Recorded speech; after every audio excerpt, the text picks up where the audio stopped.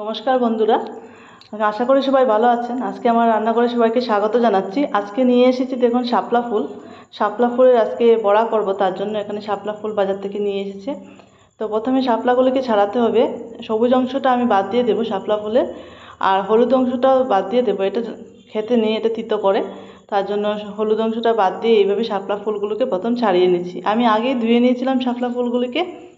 আমি এইভাবে করে প্রত্যেকটা শাপলা ফুলকে ছাড়িয়ে নিচ্ছি।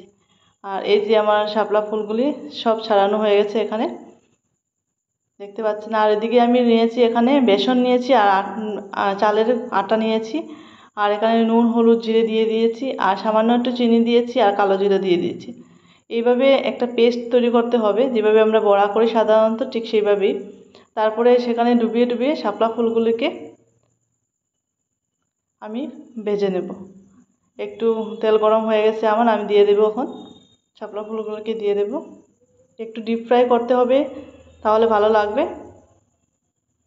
তার জন্য প্রথমে একটু আমি গ্যাসের আগুনটা বাড়িয়ে দিয়েছি, আর তারপর আছে মিডিয়াম ফ্লেমে সেটাকে করে নিচ্ছি। এই যে আমার শাপলা ফুলের বড়া একদম মিডিয়াম ফ্লেমে আস্তে আস্তে করে নিলে তাহলে ভিতরটাও ভালো করে হয়ে যায়। খুবই টেস্টি একটা রেসিপি, খুবই টেস্টি। এটা আমি বলে বোঝাতে পারবো না, আপনারা বানিয়ে খাবেন বাড়িতে, তাহলে বুঝতে পারবেন। আর এই রেসিপিটা গরম ভাতের সঙ্গে ডালের সঙ্গে দুর্দান্ত লাগে। আজকের রেসিপিটা